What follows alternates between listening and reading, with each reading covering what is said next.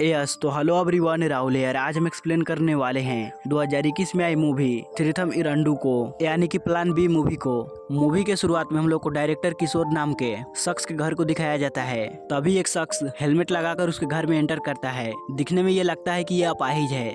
ये अपने हाथ में चाकू लेकर इस घर के अंदर जाता है और ये सीन यहीं पे कट होती है। अगले सीन में हम लोग को इस कहानी की लीड कैरेक्टर अथीरा को देख पाते हैं, जो कि एक पुलिस ऑफिसर होती है। वो अपने गांव से चेन्नई ट्रांसफर हो रही होती है। अथीरा के माँ बाप अथीरा को हमेशा शादी के लिए बोलते रहते हैं, लेकिन अथीरा अपनी शादी की बात को लेकर टालती रहती है। अथीरा के कोलिग बस में एक सीट बुक किया होता है, मगर अथीरा के बगल में फीमेल की जगह कोई जेंट्स का सीट होता है और इस शख्स का नाम होता है अर्जुन। पहले तो अथीरा अर्जुन को देखकर इसके बगल में बैठने से मना कर देती है। ये देखकर अर्जुन ड्राइवर के पास जाकर बैठ जाता है। अब अथीरा इस वाकया को देखकर अर्जुन को वापस सीट पे बुला लेती है। इसके बाद ये दोनों एक दूसरे से बातें करते हैं और अथीरा कहीं ना कहीं अर्जुन को पसंद करने लगती है। अब अथीरा चेन्नई आकर अपने जॉब में लग जाती है। एक दिन अर्जुन अथीरा के पुलिस स्टेशन आता है। अर्जुन के बारे में बात करें तो अर्जुन एक एक्टर होता है, छोटे छोटे शॉर्ट फिल्म में काम करता रहता है। अगली फिल्म में इसका किरदार एक पुलिस वाला का है, इसलिए पुलिस स्टेशन आता है पुलिस वालों के बारे में जानने के लिए। अब यहाँ पे इत्तेफाक से अर्जुन को अथीरा दिखती है, तो अर्जुन अपनी सारी बातें अथीरा को बताता है। इसके बाद अथीरा अर्जुन को अपने केबिन में बुलाकर इससे इसके डिटेल्स मांगने लगती है कि इसके माँ बाप कौन है, इसका गांव कहाँ है। तो अर्जुन उसी तरह अपने बारे में अथीरा को बताता है। इसके बाद से हर दिन अर्जुन पुलिस स्टेशन आते रहता है, पुलिस वालों को ऑब्जर्व करते रहता है। देखते ही देखते ये दोनों एक दूसरे के काफी करीब चले आते हैं। एक दिन अथीरा को ये न्यूज मालूम पड़ती है कि मेरी बचपन की दोस्त दीपा मिसिंग हो गई है। अथीरा और दीपा दोनों एक ही गाँव में रहकर एक ही स्कूल से पढ़ाई किया करते थे। कुछ दिनों बाद अथीरा की फैमिली दूसरे गांव चले जाते हैं। इस वजह से अथीरा और दीपा के बीच ठीक ढंग से बात नहीं हो पाती थी। दीपा अपने डिग्री कॉलेज कंप्लीट करने के बाद दीपा के माँ बाप डॉक्टर किशोर नाम के शख्स से दीपा की शादी करवा देते हैं। शादी होने के बाद डॉक्टर किशोर और दीपा दोनों चेन्नई में ही रहते हैं। अब इतने सालों बाद अथीरा को मालूम पड़ा कि दीपा मिसिंग है, तो डॉक्टर किशोर के घर जाती है और इसे पूछने लगती है कि आखिर क्या हुआ था। तो किशोर बताता है कि मैं 4 दिनों के लिए ट्रिप पर गया था। हर दिन दीपा मेरे पास कॉल किया करती थी, लेकिन कल से ना ही वो मेरे पास कॉल की और ना ही कोई मैसेज की। इस घर में हम दोनों ही रहते हैं। दीपा कहाँ गई, उसके साथ क्या हुआ, इस बारे में कुछ नहीं जानता। जब मैं वापस घर आकर दीपा के पास कॉल किया तो कॉल कनेक्ट ही नहीं हो पा रहा था। उसके बाद मैंने दीपा के घर वालों के पास कॉल किया तो दीपा वहाँ भी नहीं गई थी। अथीरा किशोर से पूछती है क्या तुम्हारे घर में सीसीटीवी कैमरा नहीं है क्या, तो कहता है नहीं, और उसी तरह हमारे घर में कोई काम करने वाली भी नहीं है। इसके बाद अथीरा अपने एक टीम मेंबर नवीन को बुलाकर ये कहती है कि इस रास्ते में 2 सीसीटीवी कैमरा है, मुझे उन दोनों को वीडियो रिकॉर्डिंग चाहिए। इसके बाद अथीरा दीपा की माँ के पास कॉल करती है और उनसे इस बारे में पूछती है। तो दीपा की माँ कहती है कि शादी के बाद से वो एक मॉडल बनना चाहती थी और ये बातें मुझे पसंद नहीं आई, जिस वजह से मैंने दीपा से झगड़ा कर उसके घर आना जाना ही बंद कर दिया। लेकिन दीपा का हस्बैंड किशोर उसे सपोर्ट करता था, उसे मॉडलिंग करने के लिए मोटिवेट करता था, तो इस वजह से हमने किशोर से भी बातें करनी बंद कर दी। अब उसी दिन अथीरा पुलिस स्टेशन जाती है और उन सीसीटीवी कैमरेज की वीडियोज को देखती है। अब इन सारी वीडियोज को देखने के बाद अथीरा को ये बातें मालूम पड़ती है कि एक अपाहिज शख्स काफी सारी बार इसी रास्ते से गुजर रहा है, लेकिन उस शख्स के चेहरे पे हेलमेट था, इस वजह से उसका चेहरा दिखाई नहीं दे रहा था। जिस दिन किशोर ट्रिप पर गया था उस रात वो काफी सारी बार उस रास्ते से गुजर रहा था, और जब किशोर वापस अपने ट्रिप से घर आया तो अपाहिज शख्स रास्ते पे कहीं भी दिखाई नहीं दिया। तो इस तरह से अथीरा का शक उस अपाहिज शख्स के ऊपर जाता है। इसके बाद अथीरा फिर से किशोर के घर जाती है और उसे पूछती है कि मैंने सुना दीपा मॉडलिंग में इंटरेस्ट रखती है, क्या उस फील्ड में दीपा किसी को जानती थी। तो किशोर कहता है कि शादी होने के बाद दीपा ने मुझसे एक ही विश मांगा था कि मुझे मॉडलिंग करनी है, इसलिए मैंने दीपा की ख्वाहिश को पूरा किया। मगर दीपा अभी भी उस फील्ड में एंटर नहीं हुई थी, वो तो बस अभी मॉडलिंग की प्रिपरेशन कर रही थी, वो उस फील्ड में किसी को नहीं जानती थी। अथीरा किशोर से एक और सवाल करती है कि प्लीज तुम बुरा मत मानना, क्या शादी से पहले तुम्हारा कोई अफेयर था।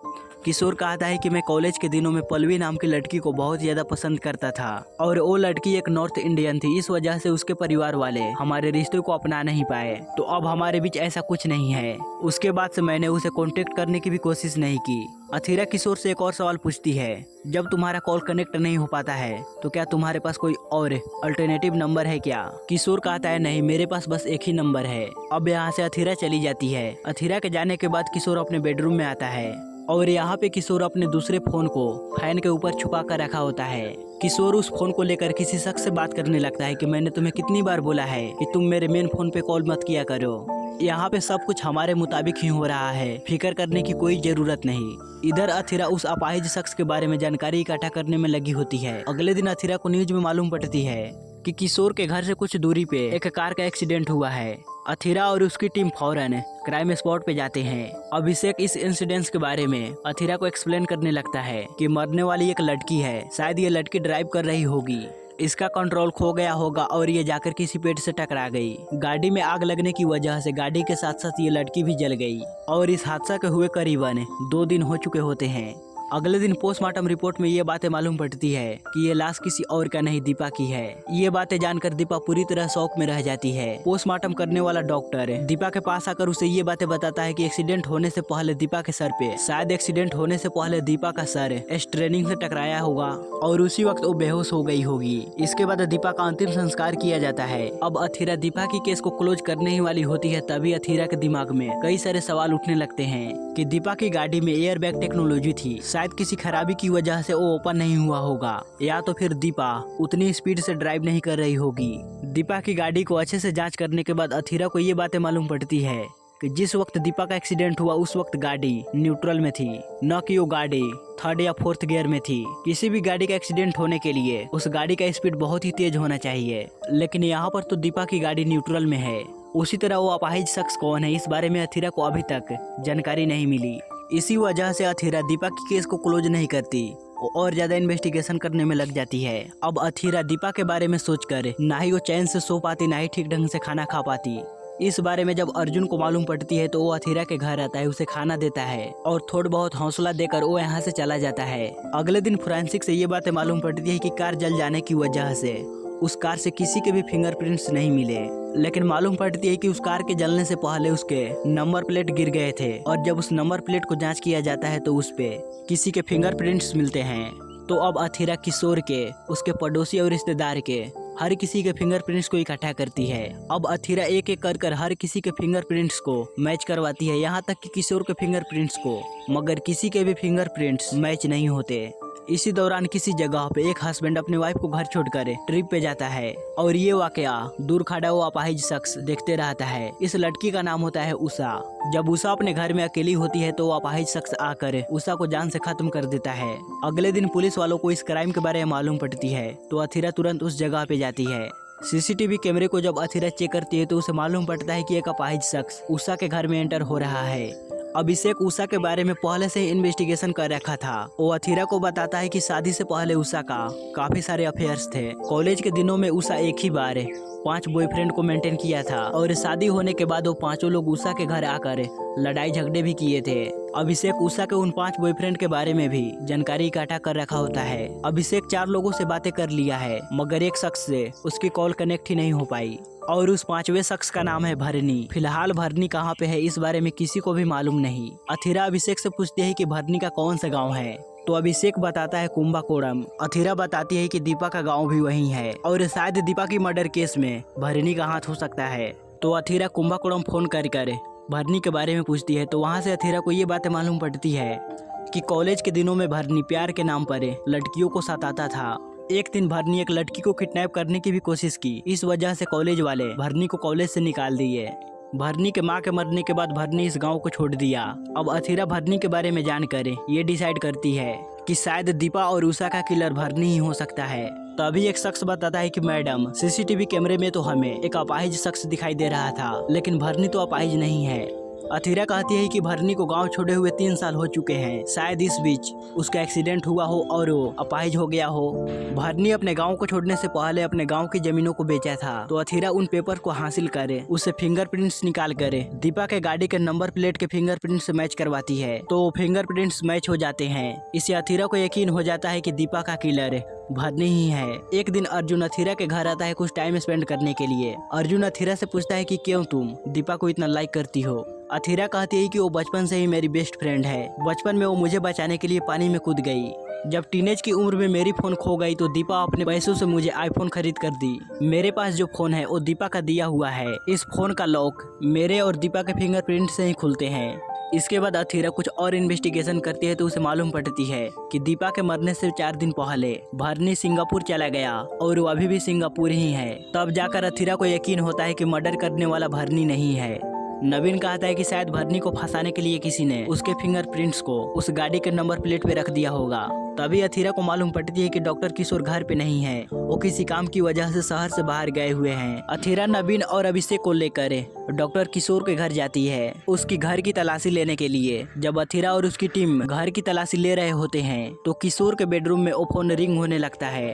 तो उस फोन की रिंग नवीन सुन लेता है। नवीन जब तक उस कमरे में जाता तब तक वहां से वो फोन गायब हो चुका होता है। इसी दौरान अथीरा जब घर से बाहर आती है तो उसके सामने वो अपाहिज शख्स खड़ा होता है जो ये भी अभी अभी किशोर के घर से बाहर आ रहा है। अथीरा को देखकर ये शख्स लंगड़ते हुए अथीरा से पीछे जाने लगता है। अथीरा भी उस अपाहिज की तरफ आगे बढ़ते हुए नवीन और अभिषेक को बुलाती है।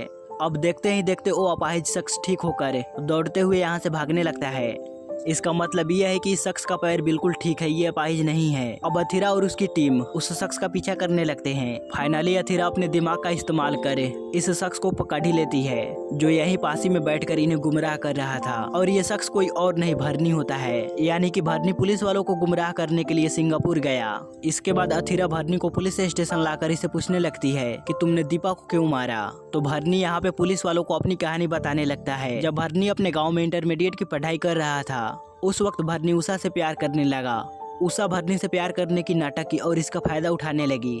कुछ दिनों के बाद उषा भरनी को छोड़कर किसी दूसरे लड़के को अपना बॉयफ्रेंड बना ली। भरनी जब डिग्री कॉलेज में एंटर हुआ तो यहाँ पे इसकी मुलाकात दीपा से हुई। देखते ही देखते ये दोनों एक दूसरे को दोस्त बना लेते हैं। दीपा भरनी के साथ बाइक पे घूमती रहती है और वो कभी कभार भरनी के कपड़े भी पहनती थी। दीपा को कभी भी दुख होता तो वो भरनी के गले लग कर रोती भी थी। अब इन सारी वाकया को देखकर भरनी दीपा का प्यार समझने लगा। एक दिन मौका देखकर भरनी दीपा को प्रपोज किया मगर दीपा इसके प्यार को ठुकरा दी। लेकिन दीपा भरनी को अपना एक अच्छा दोस्त मानती थी। एक दिन भरनी दीपा को किडनैप कर इसे शादी करने की कोशिश की मगर इसमें भी भरनी नाकाम रहा। इसी वजह से भरनी को कॉलेज से निकाल दिया गया। कुछ दिनों के बाद भरनी की माँ भरनी की हरकतों को देखकर वो भी दुनिया से चली गई। भरनी जब चेन्नई में था तो वो एक दिन दीपा और किशोर को देखता है जो कि काफी ज्यादा खुश थे। तो भरनी अब ये सोचने लगता है कि मेरी जिंदगी को बर्बाद करने वाले तुम्हें इस दुनिया में रहना शोभा नहीं देता। इसलिए भरनी एक मास्टर प्लानिंग करता है। भरनी अपने पासपोर्ट की मदद से सिंगापुर चला जाता है और वहाँ पे एक झूठा पासपोर्ट बनवाकर भरनी इंडिया वापस चला आता है। और पुलिस वालों को शक न हो इसलिए भरनी अपाहिज होने का नाटक किया। जिस दिन किशोर ट्रिप पर गया था मौका देखकर भरनी दीपा के घर आता है दीपा को मारने के लिए।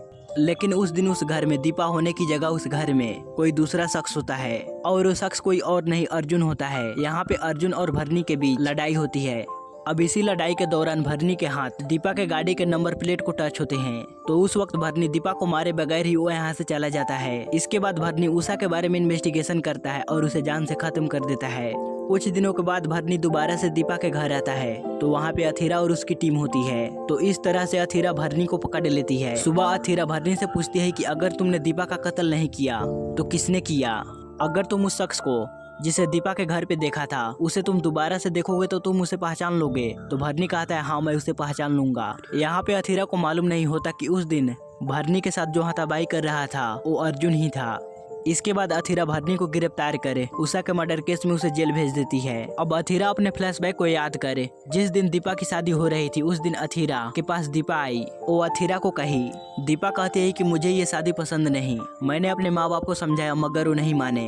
अब अथीरा ये सोचने लगती है कि जिस दिन भरनी दीपा के घर गया था और जिस शख्स को देखा वो शायद दीपा का बॉयफ्रेंड था।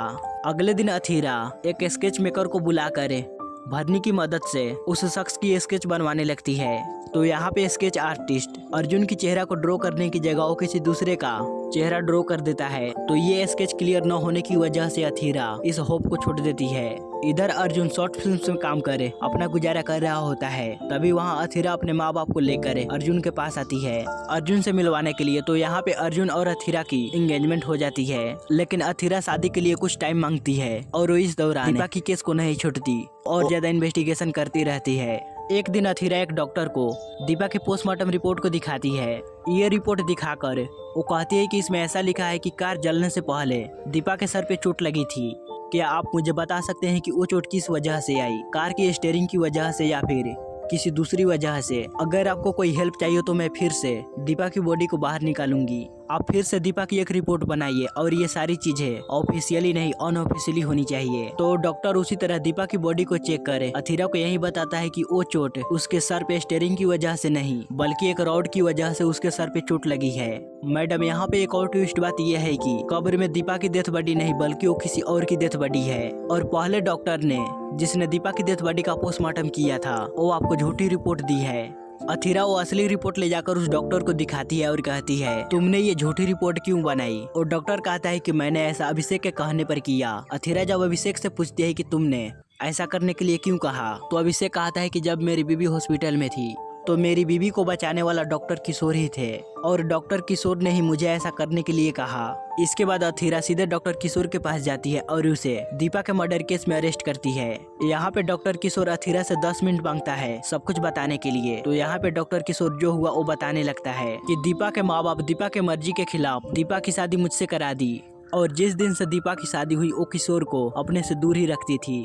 एक दिन दीपा ने अपने हाथ की नसें काट ली। किशोर जैसे तैसे कर दीपा की जान बचाई। तब जाकर किशोर को मालूम पड़ता है कि दीपा जसवा नाम के एक शख्स से प्यार करती है। वहाँ उसे चैटिंग भी करती रहती है। जब इस बारे में किशोर उससे पूछा तो दीपा बताती है कि मैं और जसवा दोनों एक दूसरे से काफी ज्यादा प्यार करते हैं। जसवा दूसरे कास्ट का है इसलिए मेरे माँ बाप शादी करने से मना कर दिए। जब मैंने घर से भागने की कोशिश की तो मेरे माँ बाप सुसाइड करने की धमकी दी इसलिए मुझे मजबूरन तुमसे शादी करनी पड़ी। ऐसा कहकर दीपा किशोर के सामने रोने लगती है। तो दीपा की यह हालत देखकर किशोर एक सलूशन निकालता है। तो किशोर और दीपा मॉडलिंग का बहाना बनाकर दीपा के घर वालों को बताते हैं जिस वजह से दीपा के घर वाले दीपा के घर आने से मना कर देते हैं और इनसे बात भी नहीं करते। इसके बाद दीपा और किशोर एक अनाथ लाश को दीपा की कार में रहकर उसका एक्सीडेंट करवा देते हैं यानी कि उस कार और डेथ बॉडी को जला देते हैं।